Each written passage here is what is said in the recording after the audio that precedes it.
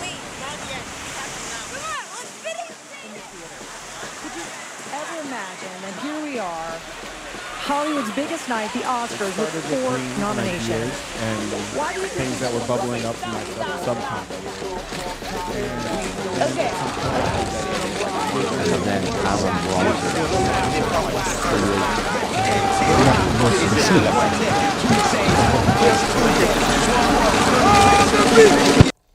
Well, my name is Julius.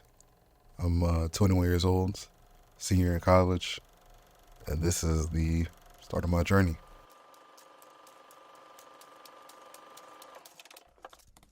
Whenever people ask, like, how did you know you're creative, or how did you start? It's always a difficult question to answer, but for me, like, I always trace it back to being 6 or 7 and reading that first Percy Jackson book for the first time. And then finding Harry Potter, and then finding Michael Pika, and just loving to get lost in these worlds for 3, 4, 5 hours in the end, and like not wanting to leave. Like, it just felt like these entire universes that I could just explore, you know. And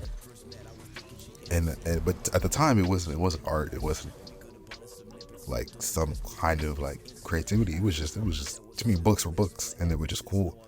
And then as I got older, 9, 10, 11, hit middle school. At the same time, like I'm starting to be influenced by the world, and what is also telling me what I should be into. You know, you get into sports, you get into music. You know, you're developing love for the other interests, and everything's saying like, yo, art isn't for you, right? Like at the time, you think art is like, paintings in class, or you think art is like, I don't know, Tchaikovsky or Bach or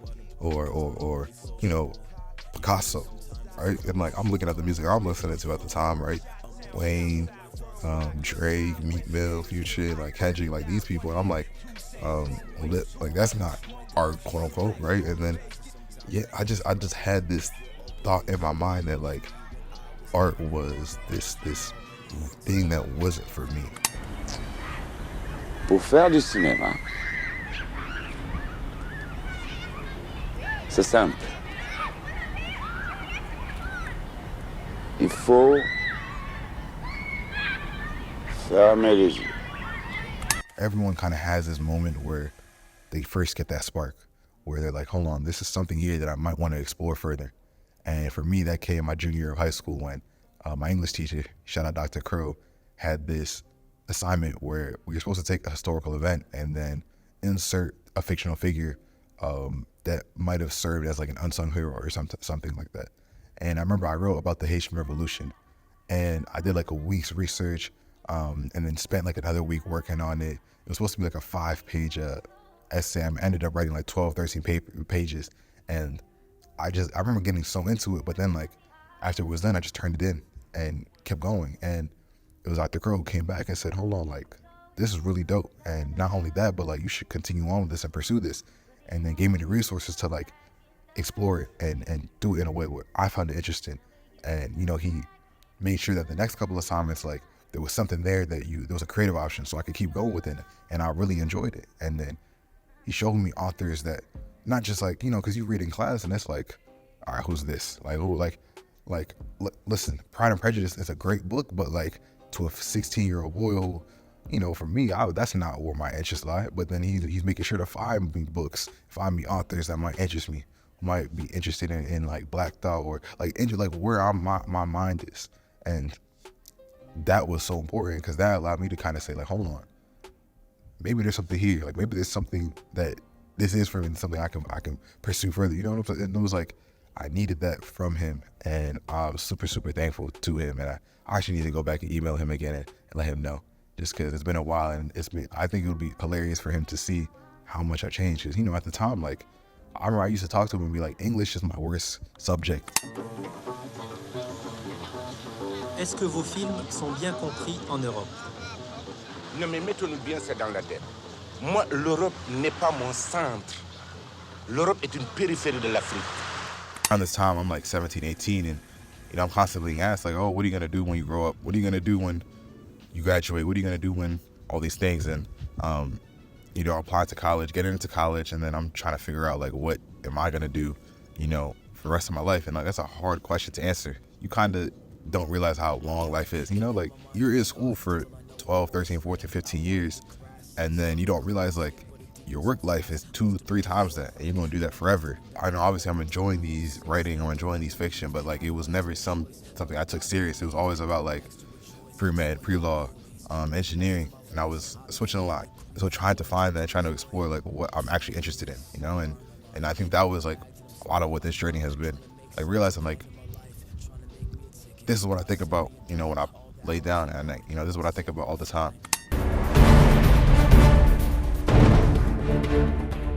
Je suis du Congo Pipa, Jean-Pierre pour ceux qui m'ont connu dans mon enfance. Je suis cinéaste.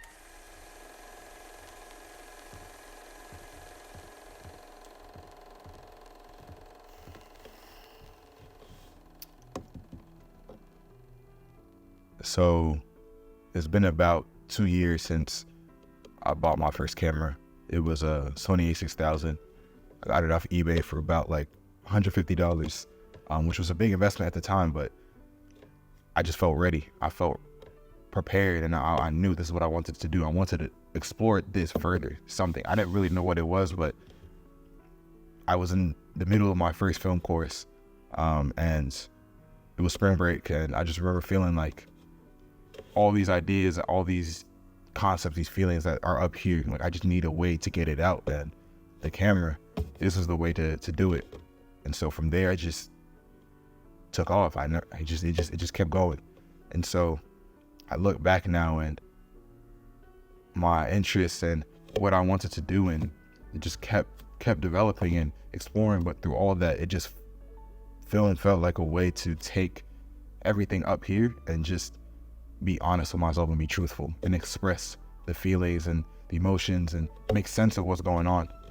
I know that's always been the films I've been drawn to, the ones that I feel like are telling a story unique to themselves or expressing some level of, you know, something difficult that was just going on with them, that couldn't really be done anywhere else. Like my goal is never to like make, you know, the coolest technical shot or have some really cool effect or any of that, you know. I think I'm just trying to express and be honest and be truthful and try to relay what I'm feeling to on screen, and hopefully it resonates with someone else, because I know, you know, I'm not unique, so hopefully someone else, if I do it right, can feel what I'm saying. So